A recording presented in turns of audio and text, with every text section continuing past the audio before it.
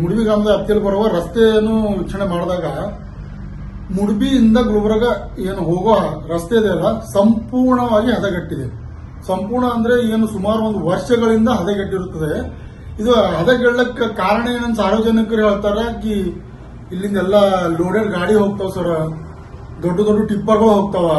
ಇದು ಪೂರ ನಮ್ ಮುಡ್ಬಿ ಸರ್ಕಲ್ ಏನ್ ಬರ್ತದಲ್ಲ, ಪೂರ ಈ ಕಡೆ ಡೊಂಗರ್ಗೆ ಹೋಗೋ ರೂಟು ಸಂಪೂರ್ಣ ಹದಗೆಟ್ಟಿದೆ. ಈ ಕಡೆ ಚಿಕ್ಕನಗರದಿಂದ ಗುಲ್ಬರ್ಗ ಹೋಗೋ ರೂಟು ಹದಗೆಟ್ಟಿದೆ. ಸಂಪೂರ್ಣವಾಗಿ ಹದಗೆಳ್ಳಕ್ಕೆ ಕಾರಣ ಏನಂದ್ರೆ ಲೋಡೆಡ್ ಗಾಡಿಗಳು ಹೋಗ್ತಾವ ಅಂತೇಳಿ ಸಾರ್ವಜನಿಕರು ನಮ್ಗೆ ಹೇಳ್ತಾರೆ.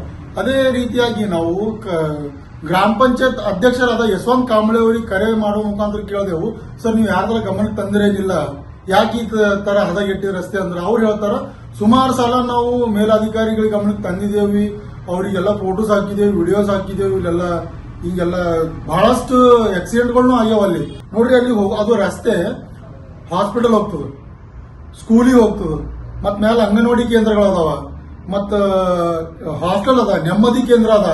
ಇಷ್ಟೆಲ್ಲ ಸರ್ಕಾರಿ ಕಚೇರಿಗೆ ಹೋಗುವ ರಸ್ತೆನೇ ಈ ತರ ಹದಗೆಟ್ಟಿರುವಾಗ ನೀವು ತಾಲೂಕು ಆಡಳಿತ ಹಾಗೂ PWDದವರು ಮೇಲಧಿಕಾರಿಗಳು ಏನ್ ಮಾಡತಾರ?